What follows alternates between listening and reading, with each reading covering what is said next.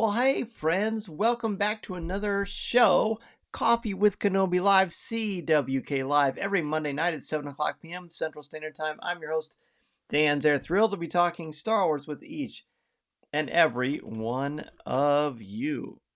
Uh-oh. Blake has been fighting COVID. Blake, I'm so sorry, man. I'm glad that you're here. I hope you're feeling well and symptom-free for sure. Gosh, that's awful. I'm really sorry to hear that. Hopefully we can cheer you up. Minta is here. This is the way it's CWK Day. Hello, Minta. Mary, of course, is here. Happy Monday. And Ross is indeed back in the saddle. Hello, friends and CWK family. It's great to see all of you. Whoops. Oh, okay. I think I just did something. All right. We'll see what happens later. So it's great to see all of you on Coffee with Kenobi Live. It's a great week to be a Star Wars fan and a Coffee with Kenobi family member because we've got some cool stuff going on that I'm thrilled to share with all of you. I know you've seen me talking about a lot, so let's go ahead and jump to what's brewing in the world of Star Wars this week.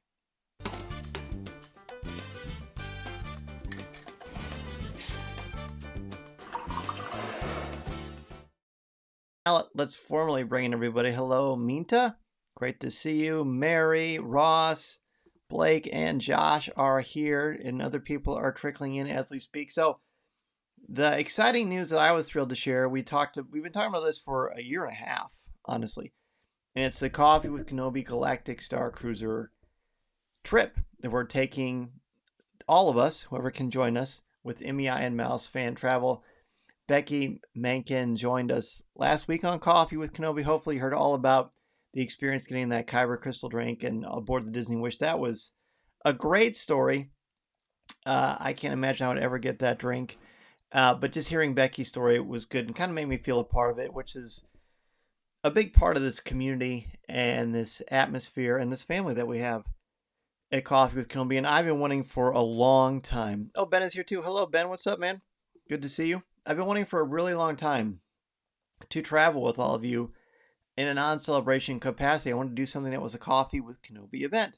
And I've been talking about the Galactic Starcruiser from the moment I got to experience it and how I want us all to do it together. So I mentioned last week we would have the dates and to watch the CWK Cafe and social media. And sure enough, a couple days later, we made it official. Coffee with Kenobi and MEI and Mouse Fan Travel are teaming up. So you can join us on the Galactic Starcruiser June 12th to the 14th next summer 2023. At the time of this recording of the live show on Monday night, September 5th, we have, I believe, 5 rooms with our trip that have been spoken for and reserved. So that is huge. That is huge. So I'm hoping, because there are limited rooms available, the way that it works is, it's first come, first serve. And I couldn't tell you, it couldn't even begin to tell you how many rooms are left. I just know that there are limited rooms available. So Mita says, I'll see if I can get my husband to come on board. I hope so. I would love to meet him. I would love to meet you, Mita. I would love to spend time with members of the CWK family. I know Mary is very excited about it. I've talked to many of you about it, both individually and just in different groups. And I know a lot of you are really wanting to do it. And I know it's a lot. That's why we've been talking about it for a year and a half, so people can start saving for it. It's an amazing experience. The way that it works, the way that you can become a part of it if you want to be with our group, there are a couple of things that are really essential to making this happen if you want to come with us. So basically, you go to coffeewithkenobi.com/mousefantravel. That's coffeewithkenobi.com/mousefantravel. And it will take you to our affiliate link, and you sign up and you say, I want to go on the Galactic Starcruiser June 12th to the 14th with Dan Zare and Coffee with Kenobi.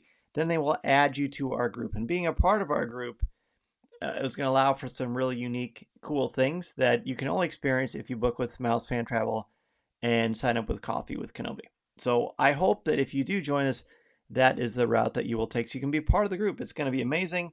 When you're on the Starcruiser, the cost includes food. It includes non-alcoholic drinks. It includes your, 2-night, 3-day stay, all your meals. It includes a 1-day trip to Hollywood Studios, Disney's Hollywood Studios and Galaxy's Edge, Lightning Lane passes for Rise of the Resistance and Smuggler's Run, Millennium Falcon. Assuming both attractions are up and running, and hopefully they should be. I would say most of the time they are. That means you're guaranteed to go on those things. You get first dibs at Savvy's workshop to build a lightsaber, and first dibs to go into Oga's Cantina. You have to pay separately for those two things, but that's completely up to you. It's optional. It's completely optional. Same with the Droid Depot if you want to go and build your own droid. So there's just a lot of cool things that are a part of the experience. Andrew says, "Hey gang, can't stay long but 280 more days." Andrew, great to see you, buddy. Let's give Andrew a round of applause. He played Mr. Banks in a recent local production of Mary Poppins. Absolutely outstanding. The guy is as gifted of a thespian as he is a Star Wars collector and a fan. So we're really proud of you, Andrew. Keep up the good work, buddy. Andrew, I know, is very interested in the Galactic Starcruiser as well. The stuff you're going to get to do there is play Sabacc in the Hyperspace Lounge. Corey Clubb and Tom Gross are going to be joining me.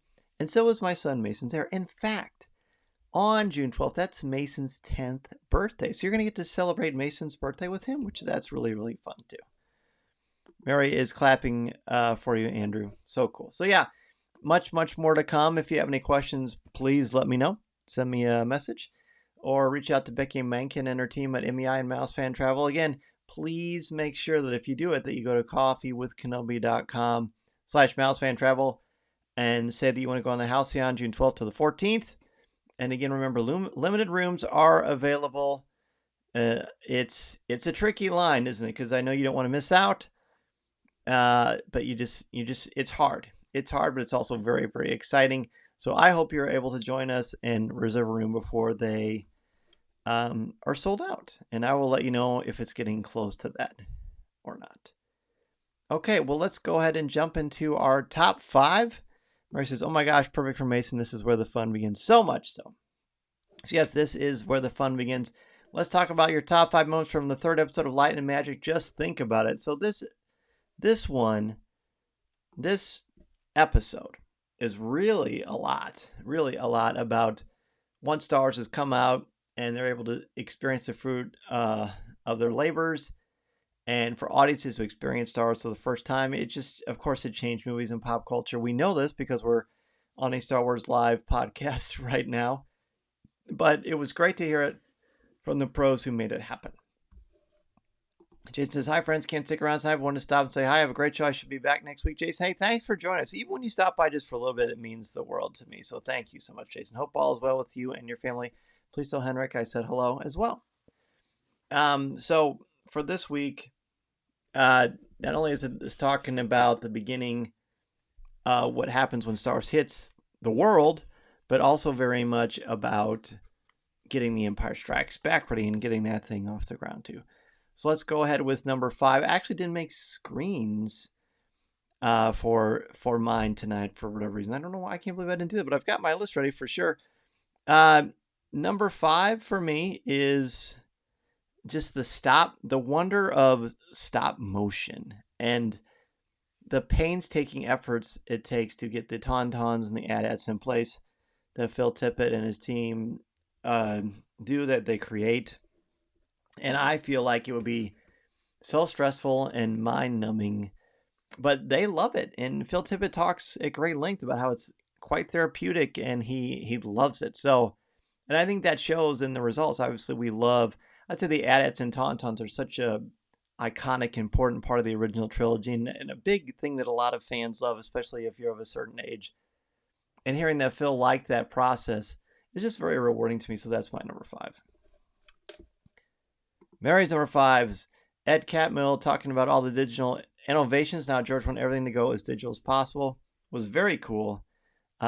Each of these individuals you could just listen to endlessly. 5 for Minta is the creation of the Tauntaun, both intriguing and horrifying when they mentioned maggots were used. Wasn't that, I mean, I guess gross and fascinating? Minta, would you say that'd be fair to say that? Yeah, I think so. Ross's number 5 is poor John Dykstra. I'll celebrate him here even if he didn't get the call to join ILM up north. Brave of him to share I was probably just too young and volatile as the reason. Yeah, that whole thing, Ross, is really interesting, and it's tragic, and I'm going to save it because I've got some things to say about it later. Ben's number 5 is Potato Asteroids. I love how much fun they were having making these movies to the point where they see what they can get away with. Potatoes and shoes and all kinds of. We've heard forever about that. And I think wasn't it in the original Star Tours some of the asteroids or meteors that were flying around the original Star Tours were chocolate chip cookies? Am I imagining that, or is that? I don't know, but it's just kind of fun, the kind of things that they slip in there. I agree with that. Well, let's jump into number 4. Number 4 for me is just the transition into The Empire Strikes Back, and just sort of like the, hey, we're going to make a sequel to Star Wars. Obviously, everybody knew what that meant by this point because the first one was very much a job, but now it's like, wow, this is a cultural experience. It's time to sort of raise our games even more, which is saying something considering what Star Wars was and is to this day.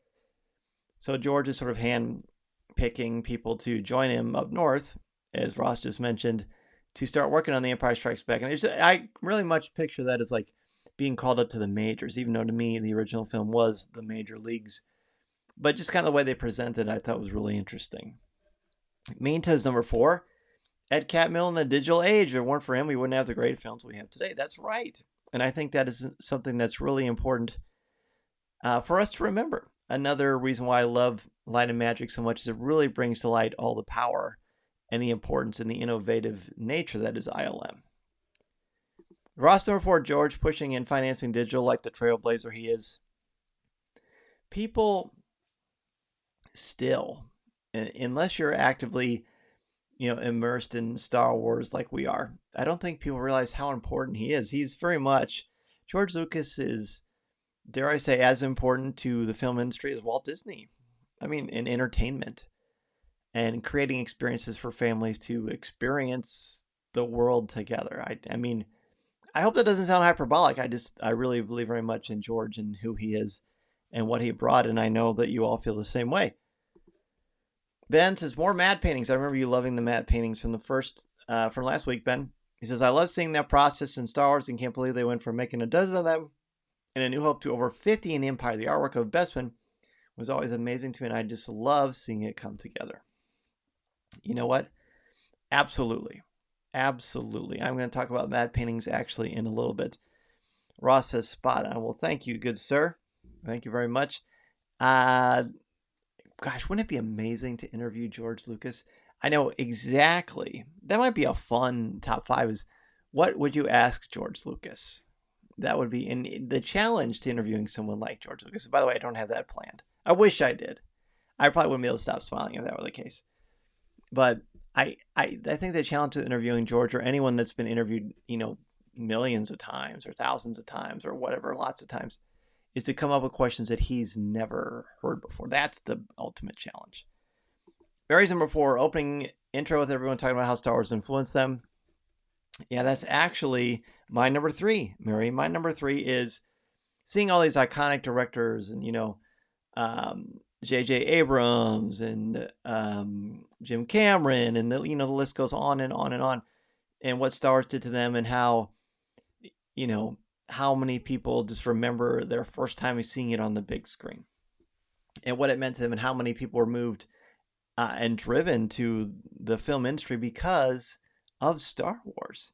And it's like seeing people that you know and respect and admire, and you find this kinship with them because they have the same excitement for this franchise and this world that we do, and these films themselves. And it's really neat. It's really cool to have that commonality, I think.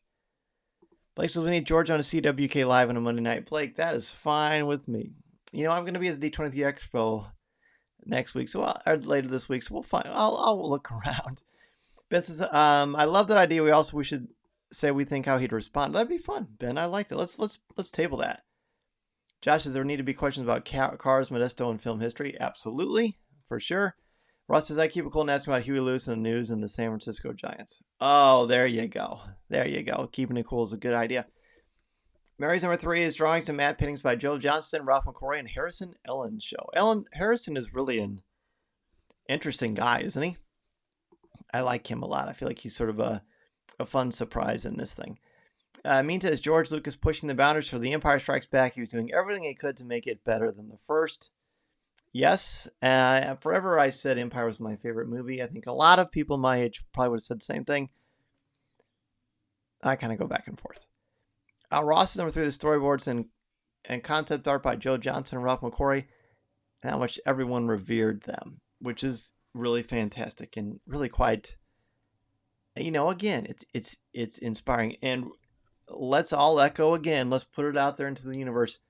The art by Joe Johnson, Ralph McQuarrie, we'd love to have these like on our wall, right? Make really nice prints, affordable prints that we can put on our walls or decorate our classrooms or our offices or our homes with, because they're amazing. They're amazing. And it's like looking at a beautiful fish tank, right? You just can't keep your eyes off it, and it's just mesmerizing. All right, let's go to number 2. Number 2 for me is, I don't want to say the word tragedy because no one lost their life. But what happened with Dykstra and him only staying with Star Wars and not moving on to the next ones, it's a hard one, isn't it? And I appreciate him coming on this documentary. He's very generous with his time, very honest, very mature, like Ross mentioned earlier about him just owning it, that he's probably just young. And it's hard not to wonder what Empire and Jedi would have been like with John Dykstra. Obviously, they're great, legendary films anyway, so it's hard to imagine being any better. And I don't know that they would, per se. I don't think that's fair to say. But what is fair to say is that John Dykstra's impact on the original Star Wars is monumental. And I think it's just a bummer that it worked out the way it did. I think all of us feel that way. And, hey, I think it's fair to also say thank you, John Dykstra, for what you did. And again, we appreciate that you just were honest and you shared your time with us. Not only in the movie, but just in Light and Magic itself. I think it's cool that Kazan has the report he has to them and the producers of Light and Magic, that Dykstra came on and everyone talked about him. I thought that was great. Okay, let's see what we've got here. Let's see the storyboards. We got that. Josh, hearing stories on the experience of seeing Empire 1980 would be interesting. Very much so. Ben says 3, Joe Johnson's inspiration for the AT-AT. I spaced him out to make sure you pronounce every letter. ATATOIC. It's AT-AT. It's either one, actually. A tank and a 4-legged truck, so how great they started with what if to create such cool things. Whenever you can start with what if in a creative way, I think is cool. Super cool. Number 2 for Minta, the mad paintings and drawings by Johnson McQuarrie still astound me to this day. We need more of those. Very much so. Ross, number 2 is Phil Tippett's extremely personal stories and willingness to share his mental health. I believe he managed it through his craft. Yeah, that was honest. I feel like he really kind of stole the show there, and it was just a moment. I feel like there was a really kind of a Phil Tippett renaissance online, out of admiration and respect for the man. At Celebration, I saw him like from about 10 feet away, but he was out in breakfast. And I didn't want to bug him, but I just thought, wow, I'm in the company of greatness. It was cool, so cool. Mary says the development of the AT-AT, super great. Love the AT-AT so much. In fact, I'm staring at my old AT-AT. It's right up there. Ben says Dennis not liking McQuarrie's clouds and tricking him so that Dennis could do them right. I mean, look, this is a perfect time. So let's just transition to number 1. I'll click this right here. My number 1 favorite moment from this episode of Light and Magic is Alan Shaw thinking, I don't like how Ralph's doing clouds. He's a genius. I don't want to upset the man or make him mad. So he does this great thing. It's almost like he's like a teacher or a parent. He's like, you know what? You're busy. I don't, how about I do the clouds and you focus on that? And so Ralph does it. And Alan Shaw does his clouds and boom, you've got Cloud City, right? You got Bespin. Probably when you think about Bespin, it's because of Alan Shaw's work. It's just really fun. So I liked that challenge of him talking to him and saying, you know what, trying to find a way to talk about it without upsetting him, which it does. It seems like every time you see Ralph McQuarrie interviews, may God rest his soul, that he seems like a very laid back guy. But when you're a creative person, I don't know. I know different people react differently to different things.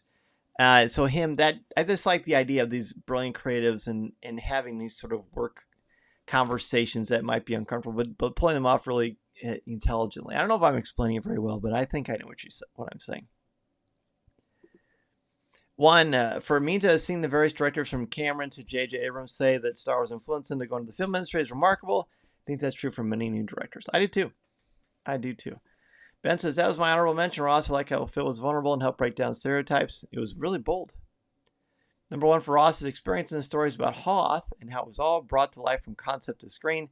The Tauntaun arc alone, I like how you said arc, was magical, but it's part of something bigger in my favorite Star Wars sequence of all time. Yes, you know what? It's one of my favorites too. Mary says Phil Tippett in his journey, echoing what we all said, and for sure. And Blake says number one, I can contribute. Number one is George. Just think about it. Line. Yes. Jolie trusted his talent to make the impossible possible. It's something he did his entire career. Yeah, and it just sort of a great leader inspires others in ways that make them feel empowered, not belittled. You know, you can have a boss or you can have a leader. And what I've seen and what I've heard, what I believe is that George was a leader, not a boss. And I think that shows here. Ben's number one is George's management style on display and how he used, well, just think about it to encourage people.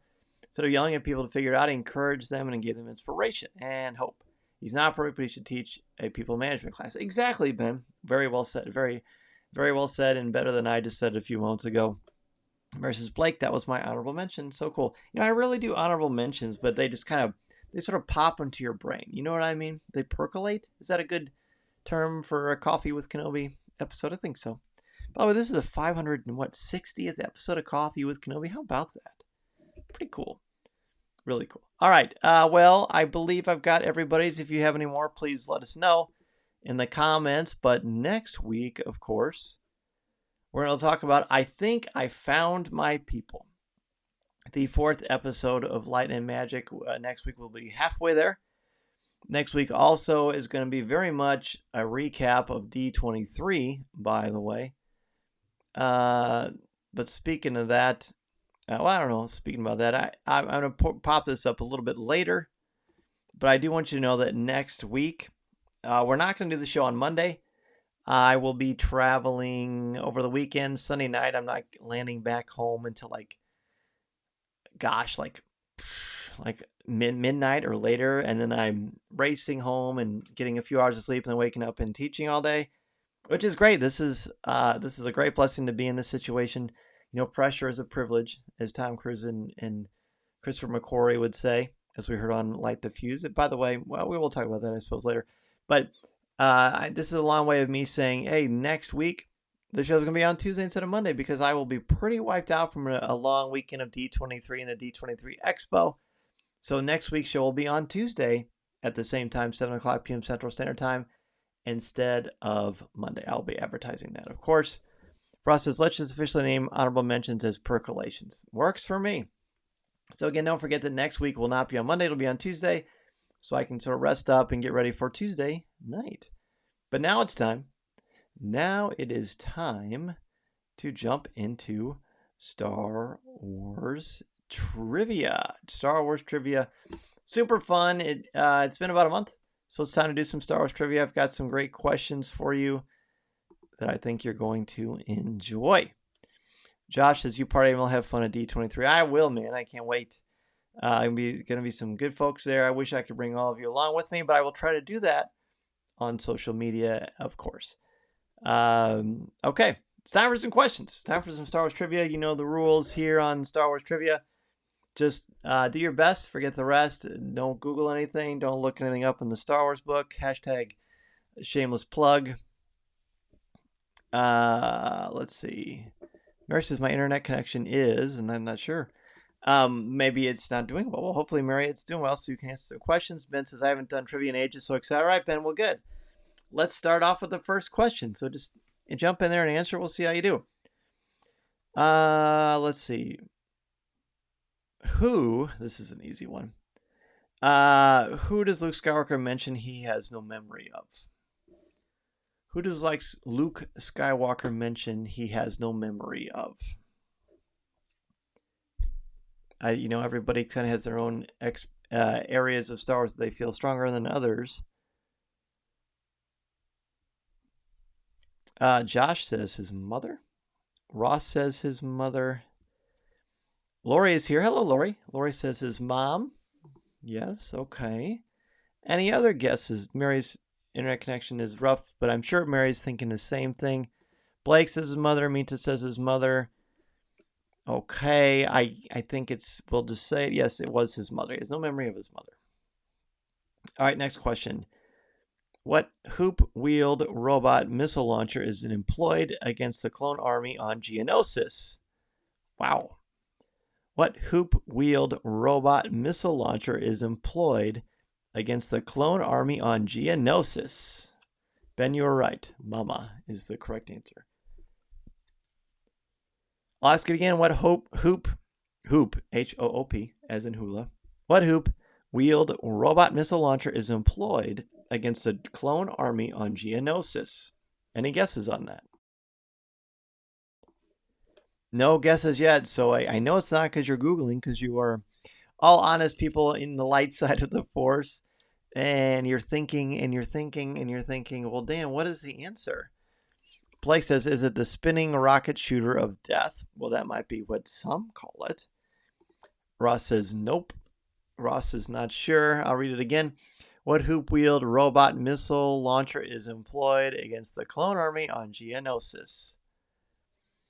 Ben says, I don't know it had a name, but I know it looks super cool. I agree with that. Josh says, I don't remember. And Minta says, is it Dooku? Well, the answer is, Mary says she agrees with Blake. The question again is, what hoop-wheeled robot missile launcher is employed against the clone army on Geonosis? The answer is a Hailfire droid. Now, I only know this because of Star Wars video games and some book stuff, but yeah, it's not one that rolls off the tongue, is it? Hailfire droid. Hailfire droid. Okay. That's good. So everybody got one right, and everyone struggled the next one, and I understand that. It didn't jump right to the tip of my tongue either. This is probably someone's initials from behind the scenes with their favorite number. Yeah, no kidding. Okay. Oh, this is an interesting one. Who was the first to spot Count Dooku on his speeder, preparing to escape Geonosis? Who is the first to spot Count Dooku on his speeder, preparing to escape Geonosis? Good question. I'm kind of previewing some other questions while you're thinking about this one. But again, who's the first to spot Count Dooku on his speeder preparing to escape Geonosis? Ben says it is Padme. Okay. Ross says it is Padme. Okay, there's two guesses. Ben and Ross both think the answer is Padme, who is the first to spot Count Dooku on his speeder, preparing to escape Geonosis. Minta says Padme. Blake says Padme. Any other guesses? I'll give you another second before I share the answer with you. The question again is, who is the first to spot Count Dooku on his speeder, preparing to escape Geonosis? The answer is Obi-Wan Kenobi. It is not Padme. The answer is Obi-Wan Kenobi is the first to spot Count Dooku on his speeder. So I thought there would be a lot of guesses for Obi-Wan and Anakin. I forgot about Padme being there, so that was a tricky one. Ben says, oh wait, the speeder or a spacecraft? Well, the question says speeder. So, gosh, it's been a while since I've seen Attack of the Clones. I know the prequels very well, but I don't have the photographic memory for them that I do for the original trilogy. And I think, again, we're all kind of like that. We all sort of have our Star Wars wheelhouse. Well, we know it all really well. Some we just like know beat by beat, and some we kind of have to think about. So I don't know. That's a tricky one.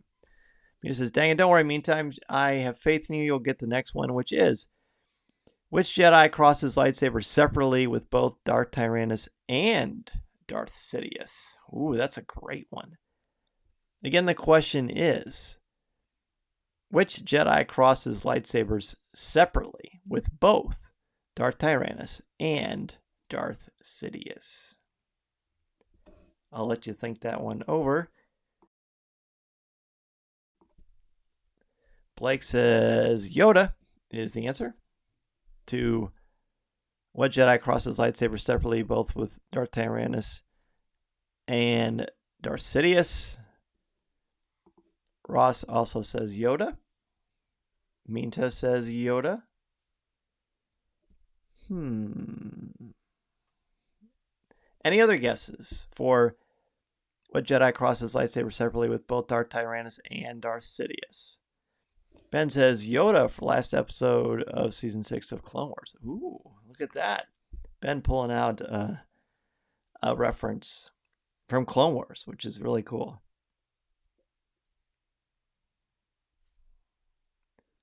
Huh. Just looking at the next one I'm going to ask you. So again, I'll give the answer. What Jedi crosses lightsaber separately with both Darth Tyrannus and Darth Sidious? The answer is, in fact, the Grand Master himself, Yoda. Yoda is the answer. Very good. Okay, we'll just do a couple of more. Next question. Who crashes a speeder onto the streets of Coruscant not far from the Outlander Club? Who crashes a speeder onto the streets of Coruscant not far from the Outlander Club? I think it's Outlander Club. Yeah. It is indeed. Any guesses to who crashes a speeder onto the streets of Coruscant not far from the Outlander Club? Blake says it's Anakin. Ross says Anakin. Ben says Anakin. Any other guesses? Minta says Anakin and Kenobi. Okay. Anybody else? Any other guesses? The question is, and I'll share the answer here in a moment, who crashes a speeder onto the streets of Coruscant not far from the Outlander Club? The answer is Zam Wessel. Ross says, did Zam Wessel crash too? Yes. Yes, she crashed first. So Zam Wessel is the answer. So how about that? That was another tricky one. I'll ask, this will be the last one. These are much harder than I expected, so I apologize. But I think it's a good challenge. Is fun. It's good for you. It's good for me. It's good for all of us. Good for the old noggin. So here it is. What does the Trade Federation abbreviation MTT stand for? What does the Trade Federation abbreviation MTT stand for? Ben says Zam crashed and then did Anakin jump? That's a good question. I don't remember Anakin crashing. Honestly. I do remember Zam Wessel crashing. So I don't know. Someone else will have to chime in on that. I don't think so. But I don't know. Like I said, it's been a while since I watched Attack of the Clones, which seems crazy to think. So the question again is, what does the Trade Federation abbreviation MTT stand for? And it's not MT, like AT or AT, Ben. Mita is not sure. Again, the question is, what does the Trade Federation abbreviation MTT stand for? It's a great question. What does the Trade Federation abbreviation MTT stand for? Blake says it's Mason Trains Tauntauns. I'm going to tell him that, and he's going to like that. He's going to get a big kick out of that. Ben says, if I recall, Anakin was hanging from Zam's ship and jumped. There you go. That's correct. That is exactly correct. Ross says it's mutton, tomato, and toast. Now that sounds delicious. Maybe that's what I'll have for lunch tomorrow, Ross. Thank you for the idea, buddy. Again, the question is, what does the Trade Federation abbreviation MTT stand for? Ben says there's a typo, supposed to be MT. There you go. I was waiting for that, buddy. The answer to what does the Trade Federation abbreviation MTT stand for? Multi-Troop Transport. Those are the vehicles I believe that distribute out the battle droids, if memory serves. So there you go. There is your trivia for the week. For September, I don't know that we'll do more trivia this month. But yeah, there you go. Nice job, everyone. Those were challenging, but appropriately so. Hopefully it made you think and maybe taught you some fun things about Star Wars along the way. Certainly taught me some things about Star Wars too. There are a couple of I had no clue about. Well, now let's jump into Ask Dan Z.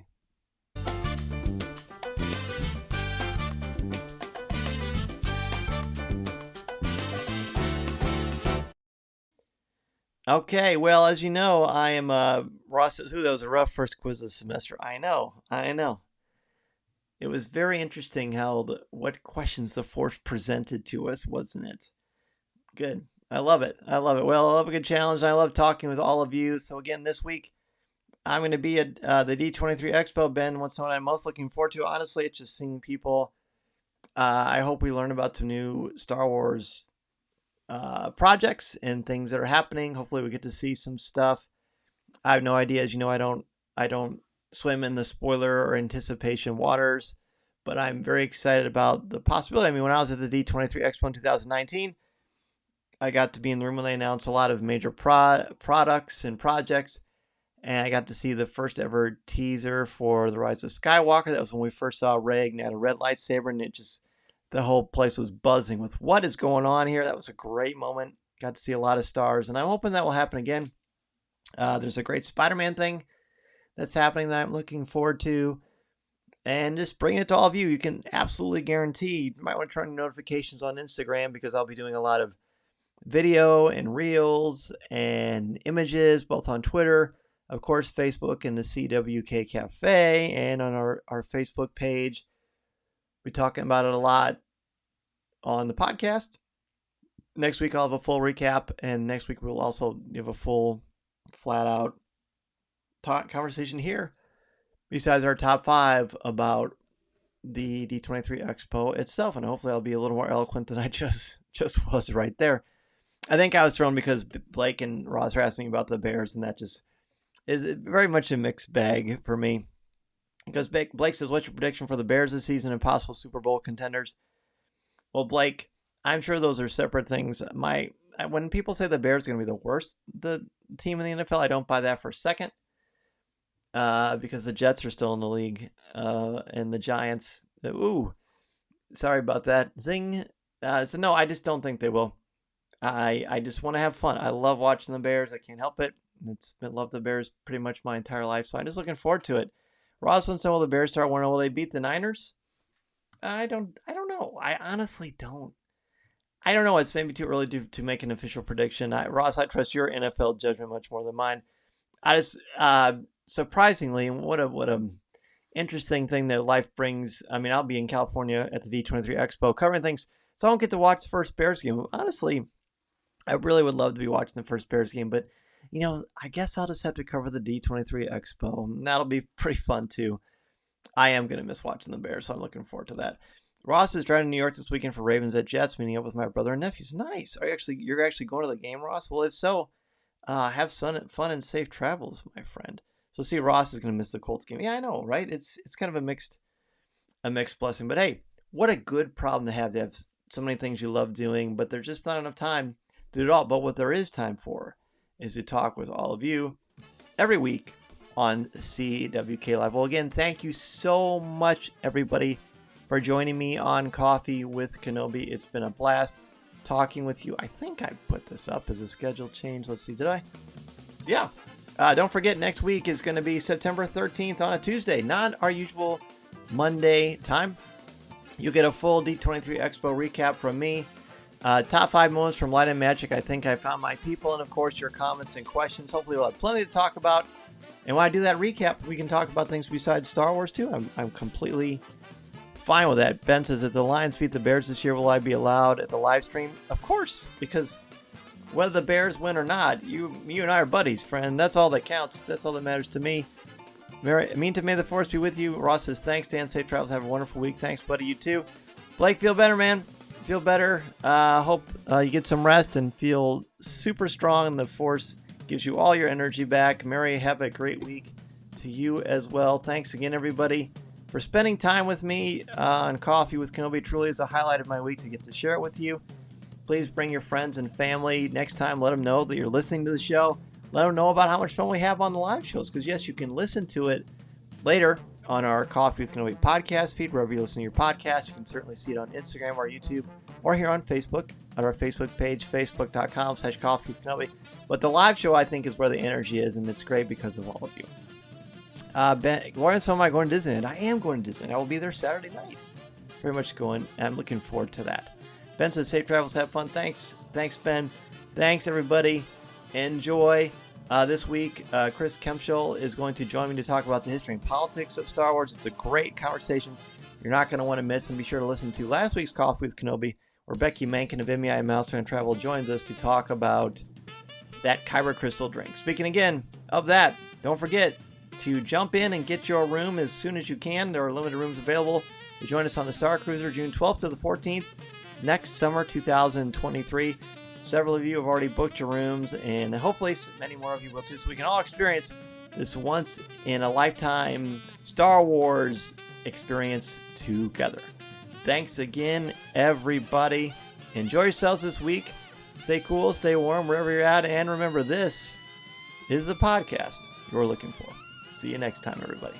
Thanks so much. And don't forget to check out social media so I can bring you the D23 Expo and all of its D23 Expo goodness.